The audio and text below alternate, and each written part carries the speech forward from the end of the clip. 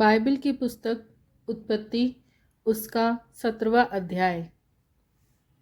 जब अब्राहम 99 वर्ष का हो गया तब यहोवा ने उसको दर्शन देकर कहा, मैं सर्वशक्तिमान ईश्वर हूँ, मेरी उपस्थिति में चल और सिद्ध होता जा। मैं तेरे साथ वाचा बांधूंगा और मैं तेरे वंश को अत्यंत ही बढ़ाऊंगा। तब अब्राहम मुंह के बल गिरा और परमेश्वर उससे यूं बातें करता गया, देख मेरी वाचा तेरे साथ बंधी रहेगी, इसीलिए तू जातियों के समूह का मूल पिता हो जाएगा। इसीलिए अब से तेरा नाम अब्राहम ना रहेगा, परंतु तेरा नाम अब्राहम होगा, क्योंकि मैंने तुझे जातियों के समूह का मूल पिता ठहरा दिया है। मैं तुझे अत्यंत फलवंत करूंगा और तुझको जाति जाति का मूल बना दूंगा। और मैं तेरे साथ और तेरे पश्चात पीढ़ी पीढ़ी तक तेरे वंश के साथ भी इस आशय की युग युग की वाचा बांधता हूँ कि मैं तेरा और तेरे पश्चात तेरे वंश का भी परमेश्वर रहूँगा। और मैं तुझको और तेरे पश्चात तेरे वंश को भी यह सारा कनान देश जिसमें तू परदेशी होकर रहता है इस रीति दूंगा कि वह युग युग उनकी निज भूमि रहेगी और मैं उनका परमेश्वर रहूँगा।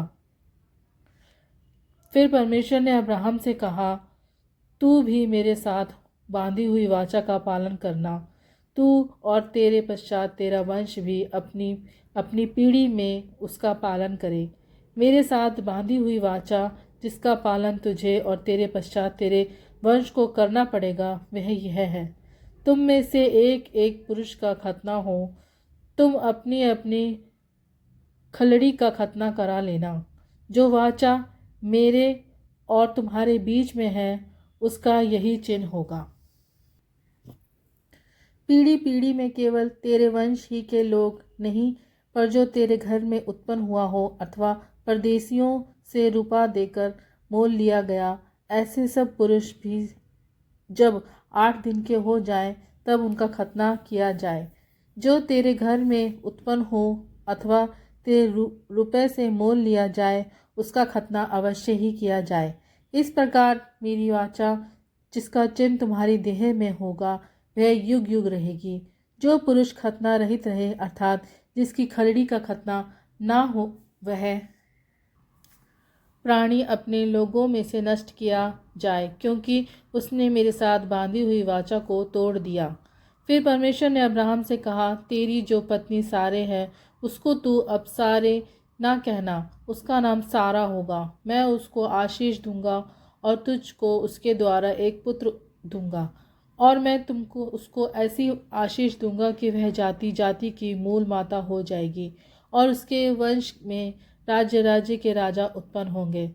तब अब्राहम मुंह के बल गिर पड़ा और हंसा और मन ही मन कहने लगा, क्या 100 वर्ष के पुरुष की भी संतान होगी? और क्या सारा जो 90 वर्ष की है पुत्र जनेगी? और अब्राहम ने परमेश्वर से कहा, इश्माएल तेरी दृष्टि में बना रहे, यही बहुत है। तब परमेश्वर ने कहा, निश्चय तेरी पत्नी सारा के तुझसे एक पुत्र उत्पन्न होगा और तू उसका नाम इसहाक रखना। और मैं उसके साथ ऐसी वाचा बांधूंगा जो उसके पश्चात उसके वंश के लिए युग युग की वाचा होगी। इश्माएल के विषय में भी मैंने तेरी सुनी है। मैं उसको भी आशीष दूंगा और उसे फलवंत करूंगा और अत्यंत ही बढ़ा दूंगा। उससे 12 प्रधान उत्पन्न होंगे और मैं उससे एक बड़ी जाति बनाऊंगा। परंतु मैं अपनी वाचा इसहाक ही के साथ बांधूंगा जो सारा से अगले वर्ष के इसी नियुक्त समय में उत्पन्न होगा। तब परमेश्वर ने अब्राहम से बातें करनी बंद की और उसके साथ उपास से ऊपर चढ़ गया।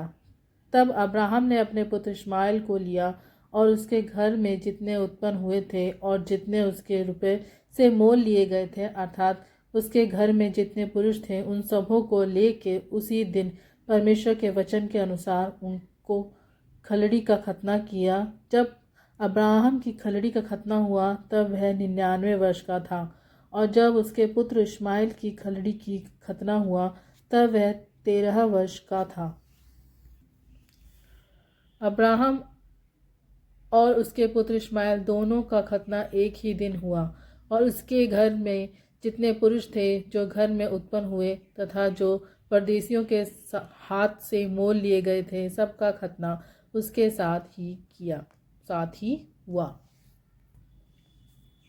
अब्राहम और उसके पुत्र इश्माइल दोनों का खतना एक ही दिन हुआ। और उसके एक घर में जितने पुरुष थे जो घर में उत्पन्न हुए तथा जो परदेशियों के हाथ से मोल लिए गए थे, सबका खतना उसके साथ ही हुआ।